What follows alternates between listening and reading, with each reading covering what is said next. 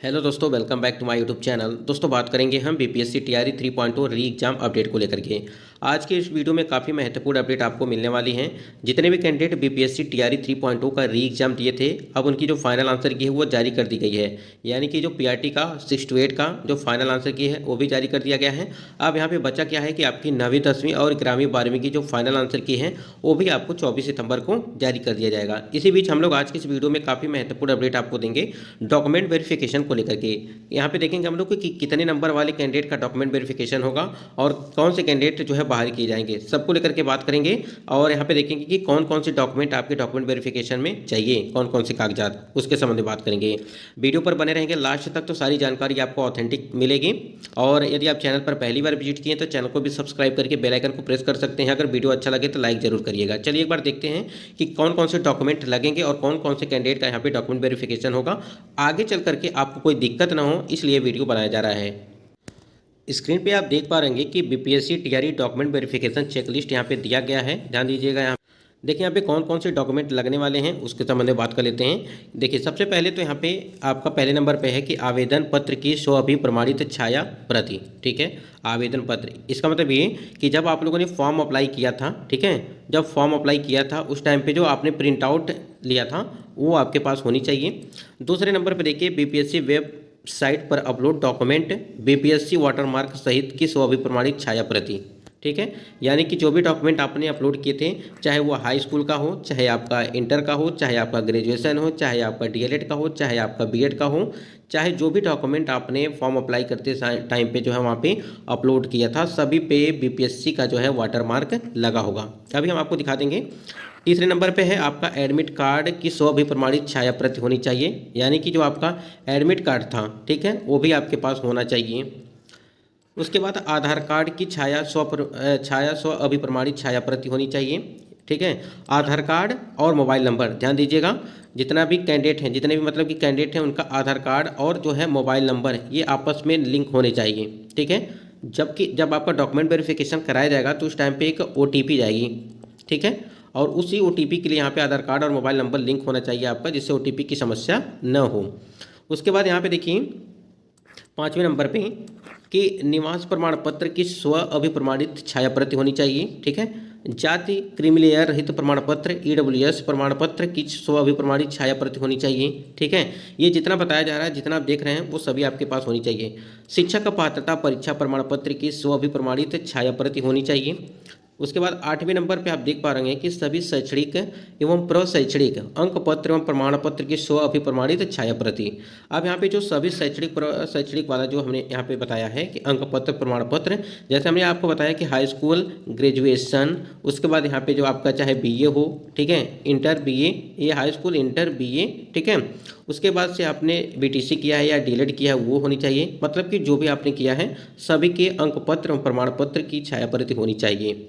यहाँ देखिए 3 passport size आकार की फ़ोटो होनी चाहिए। सभी प्रमाण पत्रों की प्रतियां फोल्डर फाइल में जमा करना है और फोल्डर फाइल पर निम्न जानकारी अवश्य अंकित करेंगे। यानी कि 2 आपको फोल्डर बनाने होंगे। ठीक है, और उस पर जो है आप अपना नाम, अभ्यर्थी का नाम, पिता का नाम, आवेदित विषय कोड, आधार लिंक, मोबाइल नंबर एवं रोल नंबर, रजिस्ट्रेशन नंबर के साथ यहाँ पे लिखना पड़ेगा। ठीक है, ये चीज़ें हो गई मोटी मोटा। सभी प्रमाण पत्रों के मूल से मिलान करने के उपरांत ही फाइल जमा किया जाएगा। यानी कि सभी चीज़ आपका जो है मिला लिया जाएगा, उसके बाद ही आपका जो है प्रमाण पत्र जो फाइल होगी उसको जमा किया जाएगा। ये आपका मोटी मोटा यहाँ पे चीज़ें समझ में आ गए। अब यहाँ पे हम आपको थोड़ा सा विस्तार से दिखाना चाहेंगे जिससे आपको सारी चीज़ें क्लियर हो जाएंगी। अगर यहाँ पे कोई डाउट होगा तो आप जरूर कमेंट सेक्शन में कमेंट करिए। स्क्रीन पे आप देख पा रहे हैं हमने यहाँ पे मेंशन करके रखा है और एक एक चीज़ यहाँ पे आपके लिए है। शिक्षक यानी कि बिहार शिक्षक भर्ती डॉक्यूमेंट वेरिफिकेशन के लिए आवश्यक जो है दस्तावेज।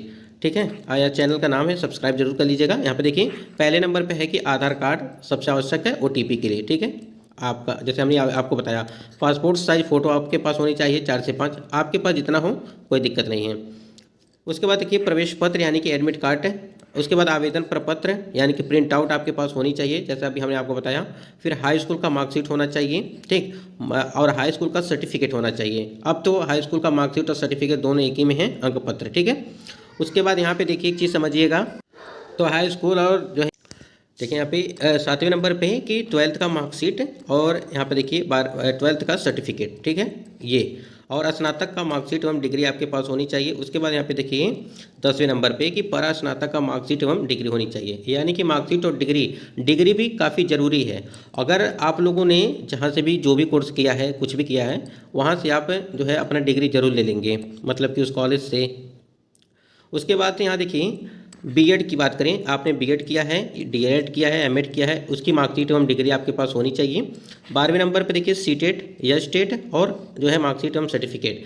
देखिए ध्यान दीजिएगा, अब यहाँ पे मामला फंस रहा है, ये जो सीटेट और या स्टेट को लेकर के जो नंबरों वाला सिस्टम यहाँ पे फंस रहा है। एक चीज़ ये ध्यान दीजिएगा, जो अदर स्टेट के कैंडिडेट हैं, यानी कि जो अदर स्टेट की कैंडिडेट हैं, महिला कैंडिडेट है, खासकर ध्यान दीजिएगा, तो यहाँ पे मेल और फीमेल, ठीक है, इन दोनों के लिए 90 नंबर सीटेट में अगर होगा तभी आप डॉक्यूमेंट वेरिफिकेशन कराइएगा, अन्यथा आप छोड़ दीजिएगा।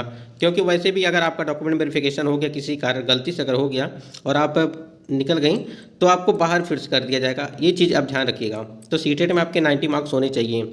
इसी प्रकार से अगर यस स्टेट की बात करें, ध्यान दीजिएगा, यस स्टेट में आपके जो है 75 मार्क्स होने चाहिए, ठीक है, यानी कि 50% आपके होने चाहिए। और यस स्टेट में जो अदर स्टेट के कैंडिडेट हैं वो ध्यान दीजिएगा। तो ये चीज़ें आप बिल्कुल समझ लीजिए। अगर जिनका भी 90 नंबर सीटेट में है, जो अदर स्टेट के कैंडिडेट हैं, और जिनका अदर स्टेट के कैंडिडेट यस स्टेट वाले हैं, ठीक है, उनका 75 नंबर यानी कि 75 नंबर। उसके बाद यहाँ पे अगला है 13 नंबर पे जाति प्रमाण पत्र आपके पास होना चाहिए, निवास प्रमाण पत्र होना चाहिए, और यहाँ पे 15 नंबर पे आय प्रमाण पत्र होना चाहिए, और 16वें नंबर पे ओबीसी एनसीएल यानी कि नॉन क्रीमी लेयर, ठीक है, ये आपके पास प्रमाण पत्र होनी चाहिए। और देखिए यहाँ पे आर्थिक यानी कि ईडब्ल्यूएस आर्थिक रूप से कमजोर वर्ग के लिए जो है आपका ईडब्ल्यूएस प्रमाण पत्र आपके पास होना चाहिए। आप लोगों ने एक चीज़ देखा होगा, नोटिफिकेशन में आप जब पढ़ेंगे तो वहाँ पे साफ साफ लिखा है कि दावा करने की स्थिति में आपको जो है छूट दी जाएगी। अगर उस कॉलम को आपने नहीं फिलअप किया है तो आपको उसका लाभ नहीं मिलेगा, इस बात को आप ध्यान रखिएगा। मान लीजिए कोई आप आरक्षण लेना चाहते हैं, अगर आपने उस कॉलम को फिलअप नहीं किया है, छोड़ दिया है, तो आपको आरक्षण का लाभ नहीं मिलेगा, इस बात को आप ध्यान रखिएगा। तो यहाँ तक चीज़ें क्लियर हो गई होंगी। अगर इसमें कोई डाउट हो तो ज़रूर कमेंट करिएगा। और देखिए, अगर आपके पास जो भी प्रमाण पत्र हैं, जैसे जात, आय, निवास, ये सारे प्रमाण पत्र हैं, आपका अगर नया बन जाए तो सबसे बेस्ट होगा। अभी भी टाइम है, आपको पता है कि अभी रिजल्ट आने में काफ़ी टाइम लगेगा, और 1 हफ्ते में ये सारी चीज़ें बन जाएंगी आपकी, ठीक है, चाहे जात हो, चाहे निवास हो, चाहे आय हो, ठीक है, ये सारी चीज़ें बन जाएंगी। ठीक, तो आप बनवा लेंगे, नया बनवा लेंगे जो भी प्रमाण पत्र है। अगर नया बन जाएगा तो नया काफ़ी आपके लिए अच्छा रहेगा। और अगर देखिए 6 महीने 7 महीने अगर पुराना है तब भी काम चल जाएगा, कोई दिक्कत नहीं होगी। और एक चीज़ और समझिएगा कि जैसे कुछ कैंडिडेट का यहाँ पे कमेंट्स था कि हाई स्कूल के जो है मार्कशीट में नाम गलत हो गया तो क्या करें। देखिए, कहीं भी कोई भी त्रुटि है तो आप एफिडेविट जरूर बनवा लीजिएगा, ठीक है, एफिडेविट जो है वो ज़रूर आप बनवा लीजिएगा। जिससे क्या होगा, देखिए आप किसी भी साइबर कैफे पे जाएंगे तो आपको 300 या 400 रुपये लेगा, वो आपको बना करके दे देगा एफिडेविट। मतलब कि मान लीजिए नाम में त्रुटि है, कोई दिक्कत है, तो आप एफिडेविट बनवा लेंगे तो आपके लिए कोई दिक्कत नहीं होगी। तो इससे आपको घबराने की ज़रूरत नहीं है। उसके बाद यहाँ पे 18वें नंबर पे देखिए दिव्यांगता सर्टिफिकेट, ठीक है। देखिए दिव्यांगता सर्टिफिकेट का मतलब ये कि विकलांग जो व्यक्ति हैं उनके लिए है, और वो जरूर उनके पास होना चाहिए। और ये सारी चीज़ें देखिए, दिव्यांगता सर्टिफिकेट यानी कि पीडब्ल्यूडी वाले कैंडिडेट जो हैं काफ़ी फर्जी भी जो है दिव्यांगता सर्टिफिकेट बनवा करके जो है नौकरी कर रहे हैं। तो ऐसा जो है जांच हो रहा है, और उसमें कई सारे कैंडिडेट पकड़े भी जा रहे हैं, जिसको बाहर किया जा रहा है। 19 नंबर पे देखिए आपका पैन कार्ड होना चाहिए। यहाँ पे आपका पैन कार्ड होना चाहिए या ड्राइविंग लाइसेंस होना चाहिए, यानी कि कोई एक आईडी कार्ड आपके पास होनी चाहिए, और आधार कार्ड भी आप अपने पास रखिएगा। बैंक पासबुक और चेकबुक, ठीक है, बैंक का पासबुक और चेकबुक।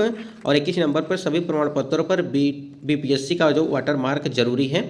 अभी हम आपको दिखा देंगे कि वाटर मार्क क्या है, जिसके आप लोग काफ़ी कन्फ्यूज हैं यहाँ पे। आवश्यक सूचना में देखिए, जाति, निवास, आय, ओबीसी एनसीएल वर्तमान समय का होना चाहिए, जैसे अभी हमने आपको बताया। सभी कागजात जो है जल्द आप बनवा लीजिए, क्योंकि अभी भी जो टाइम है आपके पास, अन्यथा आप जो है बाहर हो जाएंगे। और एक बात और यहाँ पे दिया गया है कि लड़कियों का जाति, निवास, आय तथा ओबीसी एनसीएल में पिता का नाम यानी कि जन्म देने वाले पिता का होना चाहिए, ठीक है। आप मान लीजिए आपकी शादी हो चुकी है तो शादी नहीं, देखिए यहाँ पे शादी का मतलब ये हो गया, जैसे मान लीजिए आपकी शादी हो गई, ठीक है, और शादी हो गई, उसके बाद भी अगर आप जाति, निवास, आय बनवा रही हैं तो आप अपने पिता के नाम से बनवाएंगी, ठीक है, पिता के नाम से आप अपना जाति, निवास, आय, ओबीसी एनसीएल का प्रमाण पत्र जो होगा वो बनवा देंगे। यानी कि जो जन्म देने वाले पिताजी हैं, आपकी शादी हो गई यानी कि ससुर जी का नहीं, आपके पिताजी का होना चाहिए। देखिए यहाँ पे एफिडेविट इसी प्रकार से आपको बनेगा और इसमें जो है आप थोड़ा ध्यान दीजिएगा कि जो भी त्रुटियाँ होंगी वो आप वहाँ पे बता देंगे, तो इसी प्रकार से आपको बन करके तैयार मिल जाएगा सामने। और यहाँ पे देखिए बीपीएससी का जो वाटर मार्क है, यही बीपीएससी का वाटर मार्क है। ये सीटेट का जो है किसी का यहाँ पे प्रमाण पत्र है और इस पर देखिए ये वाला ये बीपीएससी का जो वाटर मार्क आप लोगों देख रहे हैं, यही आपके प्रमाण पत्र पर होगा, चाहे आपका हाई स्कूल हो, इंटर हो या आपका जो है ग्रेजुएशन का हो। ठीक है, सभी जो भी आपने अपलोड किया है फॉर्म अप्लाई करते टाइम पे, सभी डॉक्यूमेंट पे इसी प्रकार से आपका वाटर मार्क देखने को मिलेगा। तो अभी ये आया नहीं है, जब आ जाएगा तो हम आपको ज़रूर बताएंगे, वो आपके बता देंगे किस प्रकार से आप उसको डाउनलोड कर पाएंगे। स्क्रीन पे आप देख पा रहे हैं कि जब बीपीएससी टीआरई 1 की भर्ती प्रक्रिया कराई गई थी, तो उस टाइम पे देखिए यहाँ पे सारे डॉक्यूमेंट, जो भी डॉक्यूमेंट अपलोड किए गए थे वो पीडीएफ फॉर्म में यहाँ पे दिखाई दे रहा होगा आपको। ठीक है, और यहाँ से डाउनलोड करेंगे तो आपको वाटर मार्क वाला जो जैसे हमने आपको दिखाया वही यहाँ पे आपको मिलेगा इसी प्रकार से चीज़ें। ठीक है, तो आप लोग बिल्कुल निश्चिंत रहिए, वो सारी चीज़ें हम आपको बताते रहेंगे। अगर आपका कोई सवाल हो तो कमेंट जरूर करिएगा, और इसके लिए जो भी त्रुटियाँ होंगी उसके लिए जो है सुधार किया जाएगा। इसमें अगर कोई छूट गया होगा तो आप जरूर कमेंट करिएगा उसके लिए।